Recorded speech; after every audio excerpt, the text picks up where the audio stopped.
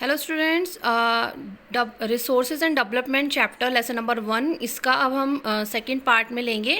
अभी तक हमने उसके टाइप्स के बारे में पढ़ा कि कितने टाइप्स के रिसोर्सेज होते हैं और उनको किन किन वेराइटीज़ में बांटा जाता है। आज हम पढ़ेंगे डेवलपमेंट ऑफ रिसोर्सेज का विकास और उनका यूज़ कैसे किया जा सकता है। तो resources are vital for human survival as well as for man maintaining the quality of life. It was believed that resources are free gift of nature. Uh, as result, human being used them indiscriminately, and this has led to the following major problems. जो resources हैं वो हमारे लिए बहुत ज़्यादा महत्वपूर्ण है मानव जीवन के सर्वाइवल के लिए, और ये जो है रिसोर्सेज की सहायता से जो है व्यक्ति एक क्वालिटी ऑफ लाइफ मतलब अपने जीवन को एक बहुत अच्छे ढंग से मेंटेन कर सकता है। और ऐसा माना जाता है कि जो रिसोर्सेज हैं वो क्या हैं, हमें यूनिवर्स से, जो नेचर से हमें फ्री गिफ्ट के रूप में मिले हैं, और इसी के कारण व्यक्ति क्या करता है, उसको अंधाधुंध मतलब बिना किसी सोच समझ के उसको यूज़ करता है, और इसी के कारण कई सारी जो है मेजर प्रॉब्लम्स हमारे लिए अब उत्पन्न हो रही हैं। क्योंकि अगर हम किसी चीज़ का ज़्यादा मात्रा में यूज़ करते हैं तो वो कहीं ना कहीं पे क्या होता है, वो हमारे लिए नुकसानदायक होता है। तो same problem with the resources also. अब यहाँ पे first number 1, depletion of resources for satisfying the greed of a few individual. जो डिप्लेशन मीन्स जो है रिसोर्सेज का जो है ज़्यादा से ज़्यादा उनके लालच करना भी एक उनकी कमी का कारण है। हर व्यक्ति को अपना अपना ग्रीड है कि वो उसके पास रिसोर्सेज ज़्यादा होने चाहिए, तो वो भी इनका एक कमी का कारण है। एक्यूमुलेशंस of resources in few hands which in turn divided the society into 2 segment, haves और हैव नॉट्स और rich and poor. Accumulation means की जो डिस्ट्रीब्यूशन है रिसोर्सेज का वो सही तरीके से ना होना, कुछ ही लोगों के हाथ में उनका होना भी एक रीज़न है, जिसके कारण क्या हुआ है कि जो सोसाइटी है वो 2 भागों में बढ़ गई है, जो रिच हैं और पुअर हैं, और जिनके पास में रिसोर्सेज हैं और जिनके पास में रिसोर्सेज नहीं है। तो फिर नेक्स्ट है indiscriminate exploitations of resources has led a global ecological crisis such as global warming, ozone layer destruction, environmental pollution and land degradations. और अंधाधुन इनके जो यूज़ के कारण, रिसोर्सेज के यूज़ के कारण, इनके दोहन के कारण क्या हो गया है कि जो ग्लोबल जो हमारे विश्व में जो है वो कई सारी दिक्कतें आने लग गई हैं, जिसमें से ग्लोबल वार्मिंग एक है, ओजोन लेयर में छेद होना जो है, और इन्वायरमेंट में पॉल्यूशंस, और जो भूमि क्षरण है मतलब यानी कि भूमि का जो दोहन हो रहा है, भूमि में जो नाश हो रहा है, उसका भी एक रीज़न है। तो ये मेन चीज़ें हैं जिसके कारण क्या हो रहा है कि हमारा रिसोर्सेज के एक्सट्रीम यूज़ करना और उसको सिस्टमैटिक यूज़ ना करना भी एक मेन प्रॉब्लम है। And equitable distributions of resources has become essential for a sustain quality of life and global piece. सही ढंग से डिस्ट्रीब्यूशन रिसोर्सेज का, जो संसाधनों का सही ढंग से डिस्ट्रीब्यूशन जो है वो आवश्यक है, एक ढंग से पर्यावरण को बिना क्षति पहुंचाए हुए और अच्छी से लाइफ को शांतिपूर्वक वैश्विक शांति के लिए। If the present trend of resources depletions by a few individual and countries continues, the future of our planet is in danger. अगर क्या होता है कि प्रेजेंट में क्या है कि जो रिसोर्सेज हैं वो उनकी कमी जब उनकी कमी होगी तो कुछ ही लोगों के पास में कुछ ही देशों के पास में अगर ये रहता है और इसकी कमी होती चली जाती है, तो वो फ्यूचर में क्या होगा, हमारे जो अर्थ है उसके लिए वो क्या हो जाएगा, नाशक हो जाएगा, वो हमारे अर्थ के लिए कहीं ना कहीं पे विनाश का कारण भी होगा। Therefore resource planning is essential for sustainable existence of all form of life. Sustainable existence is a component of sustainable development. तो रिसोर्सेज का प्लानिंग जो है, यूज़ करने की प्लानिंग जो है वो बहुत ज़रूरी है, और के लिए वो इसलिए ज़रूरी है क्योंकि वो सारी जो लाइफ, सभी की लाइफ के लिए, चाहे वो ह्यूमन बॉडीज़ हो, चाहे वो एनिमल बॉडीज़ हो, चाहे वो और नॉन लिविंग थिंग्स हो, सभी के लिए वो एक सिस्टमैटिक लाइफ रहेगी। और उसके कारण क्या होगा कि जो हमारा विकास भी है वो क्या होगा कि हम किसी भी चीज़ को बिना हानि पहुंचाए, बिना नुकसान पहुंचाए हम एक अपना विकास कर सकते हैं। तो इसी के साथ में अब सस्टेनेबल डेवलपमेंट क्या है? Sustainable development, economic development means development should take place without damaging the environment, and development in the present should not compromise with the needs of the future generations। तो मतलब इसमें क्या है, विकास होना चाहिए। सस्टेनेबल डेवलपमेंट का मीन्स है कि विकास होना चाहिए जो हमारा पर्यावरण है उसको बिना क्षति पहुंचाए हुए, और ना ही हमें प्रेजेंट के बारे में सोचना चाहिए बल्कि हमें फ्यूचर की जनरेशन की आवश्यकताओं को भी ध्यान में रखते हुए अपनी चीज़ों का, अपने रिसोर्सेज का सही से अगर हम यूज़ करते हैं तो वो हमारा सस्टेनेबल डेवलपमेंट कहलाता है। ठीक हो गया। अब इसके बाद हमारा आता है कि अब ये इसमें बताया गया है कि रियो डी जेनेरियो में अर्थ समिट, पृथ्वी जो सम्मेलन हुआ था 1992 में, in June 1992 more than 100 heads of state met in Rio de Janeiro in Brazil for the first international earth summit। ये पहला आपका विश्व पृथ्वी सम्मेलन था, और the summit was convened for addressing urgent problems of environmental protection and socio-economic development at the global level, and the assembled leaders signed the declarations of global climatic change and biological diversity. The Rio Convention endorsed the global forest principles and adopted Agenda 21 for achieving sustainable development in the 21st century. तो इसमें एक पत्र में sign किए गए थे, हस्ताक्षर किए गए थे जितने भी वहाँ पे पार्टिसिपेटेड थे उनके द्वारा।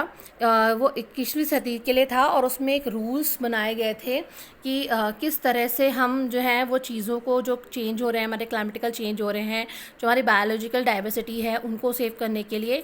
तो जितने भी वहाँ पे लोग इकट्ठे हुए थे, जितने भी लीडर्स वहाँ पे इकट्ठे हुए थे, उन सब ने उस एजेंडा में एजेंडा 21 उसमें साइन किए थे।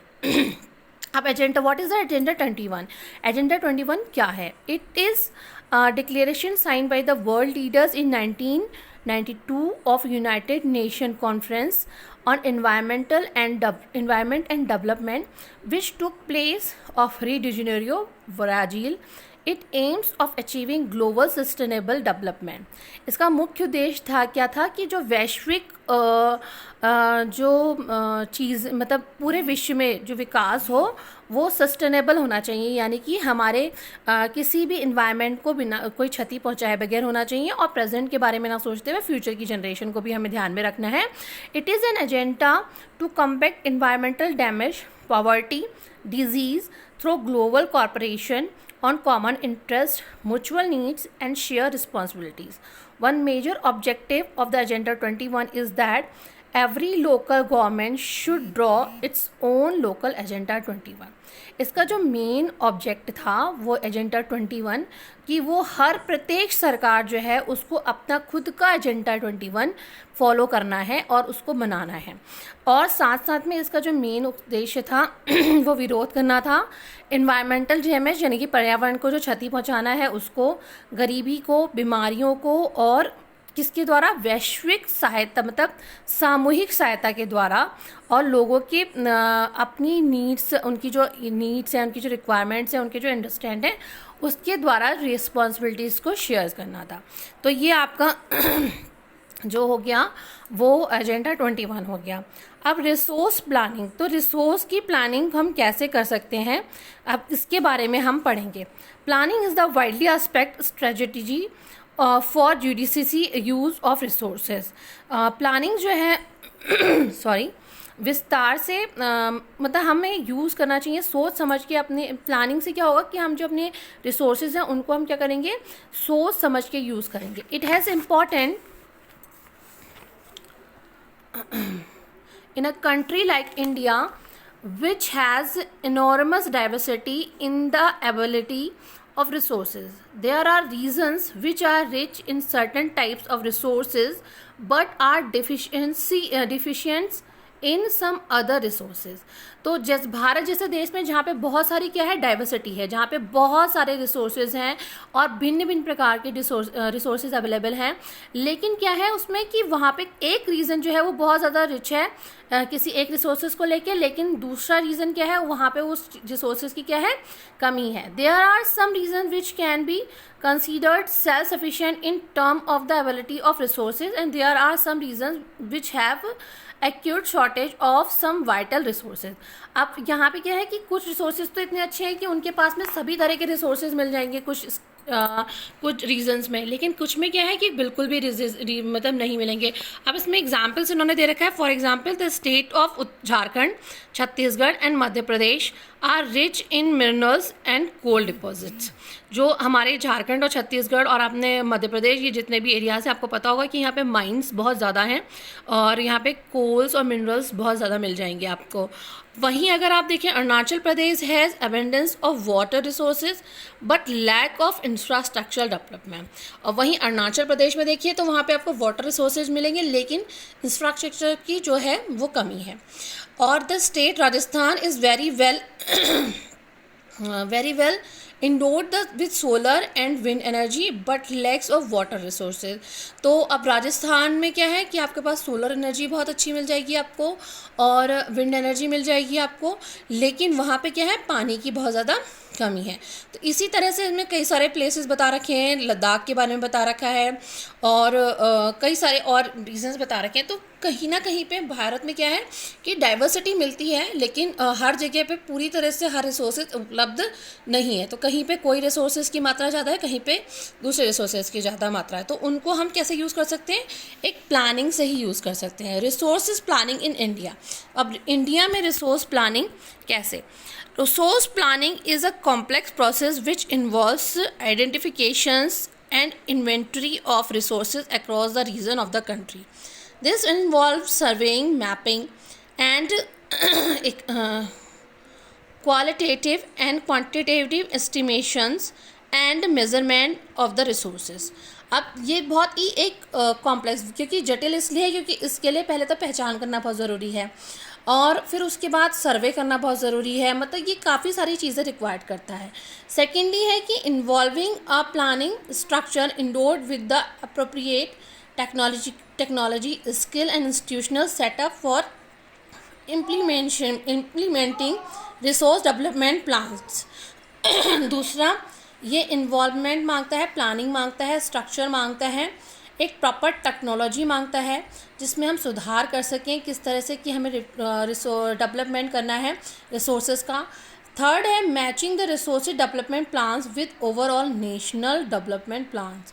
और जो रिसोर्सेज जो हैं हमारे उनको मैच करना कि कहाँ पे किसकी ज़रूरत है, कहाँ पे किसकी ज़रूरत है, उसके लिए पूरा एक नेशनल डेवलपमेंट प्लान बनाना पड़ेगा जिसके द्वारा हम क्या कर सकें, हेल्प कर सकें जहाँ पे हमें रिसोर्सेज की कमी है.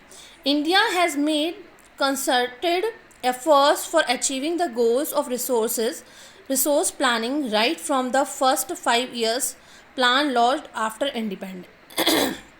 तो जहाँ स्वतंत्रता के बाद में क्या हुआ कि हमारा पहला प्लान जो था वो लॉन्च किया गया था अपने रिसोर्सेज को प्लान करने के लिए. और the ability of resources is a necessary condition for the development of any region, but mere ability of resources in the absence of corresponding changes in technology and institution may hinder development. There are many regions in our country that are rich in resources, but these are included in economical backward regions. On the contrary, there are some regions which have a poor resource base but they are economical developed. अब main चीज़ मैंने जैसे आपको बताया कि हमारे देश में resources बहुत सारे हैं, लेकिन बहुत सारी चीज़ें ऐसी हैं कि जहाँ पे क्या है कि वो फाइनेंशियली स्ट्रांग नहीं है, तो उन रिसोर्सेज का वो अच्छे से यूज़ नहीं कर पाते हैं। और बहुत सारे कंट्रीज़ ऐसे, बहुत सारी जगह ऐसी हैं जहाँ पे रिसोर्सेज नहीं हैं, लेकिन उनके पास में क्या है, वो इकोनॉमिकली डेवलप है। तो ये हमारे यहाँ का मेन जो कमी है जो इंडिया में, वो वही मेन रीज़न है कि हमारे यहाँ रिसोर्सेज का अच्छे से यूज़ नहीं हो पाता है। तो आपने इसको समझ में आपके आ गया होगा। अब इसके रिगार्डिंग आपको कुछ क्वेश्चंस मैं दूंगी, आपको उनको करना है।